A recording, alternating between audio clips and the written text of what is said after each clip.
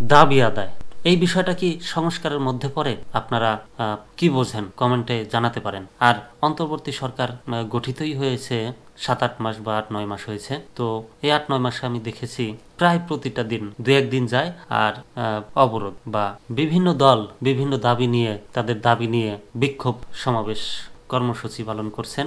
এবং প্রায় প্রত্যেকেরই দাবি, দেশের শিক্ষক থেকে শুরু করে শিক্ষক, অটোরিকশা, ভ্যান চালক, বিভিন্ন রাজনৈতিক দল, অরাজনৈতিক দল, সংগঠন, answer, PDB, BDB, police, BDR, যে যা পারছে যেভাবে পারছে শুধু তাদের দাবি জানাচ্ছে। এখন কথা হচ্ছে ভাই, অন্তর্বর্তী সরকার আসছে, একটা ভারপ্রাপ্ত দায়িত্ব, বা তাদেরকে ডক্টর ইউনূসকে তিনি নিজেও বলেছেন যে তার এই কাজ না, তিনি এসেছেন বা বসেছেন তাকে ডেকে এনে জোর করে বসানো হয়েছে। তো ডেকে এনে জোর করে বসিয়ে তাকে দিয়ে দাবি আদায় করছেন। এতদিন করলেন কি? এতদিন কেন দাবি করেন নাই বা ভয়ে নামতে পারেন নাই? তো আমার মনে হয় সংস্কার করতে দেওয়া উচিত।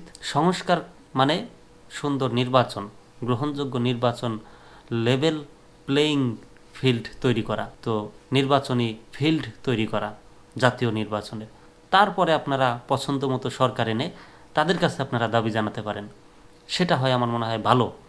বা সেই দাবি আপনাদের মেনে নেওয়া, বা সেই দাবি যে পাওয়াটা পাবেন সেটা হবে স্থায়ী পাওয়া। এখন অন্তর্বর্তী সরকারই তো অস্থায়ী, তারা কয়দিনের জন্য এসেছেন। তো যাই হোক, আরও একটা দাবি নিয়ে আলোচনা করতে চাই, বা প্রথম আলোর খবর, এবার সিএনজি চালিত অটোরিকশা চালকদের 13 দফা না মানলে বিআরটিএ ঘেরাও চলছে।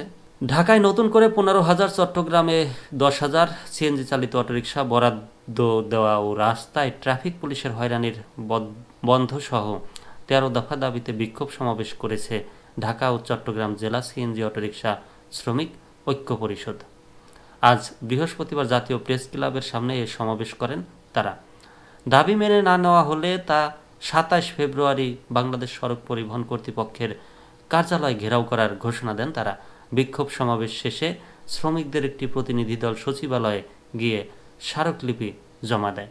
ঢাকা ও চট্টগ্রাম জেলা সিএনজি চালিত অটোরিকশা শ্রমিক ঐক্য পরিষদের আহ্বায়ক মোহাম্মদ রুহুল আমিন মুন্সী বলেন, সড়ক পরিবহন আইন থেকে শ্রমিক স্বার্থ বিরোধী সব ধারা বাতিল করতে হবে।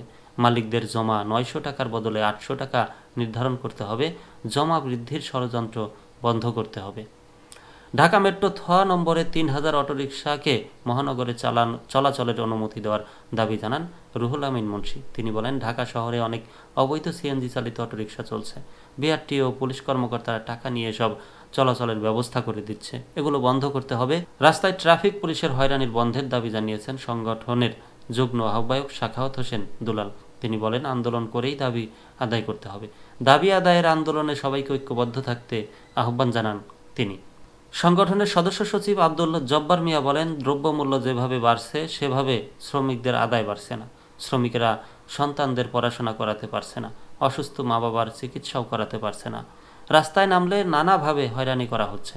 গত রোববার রামপুর আর বনশ্রী, মিরপুর 1, মিরপুর 14 নম্বর সহ ঢাকার বিভিন্ন রাস্তায় সিএনজি চালিত অটোরিকশার চালকেরা সড়ক অবরোধ করে বিক্ষোভ করছেন।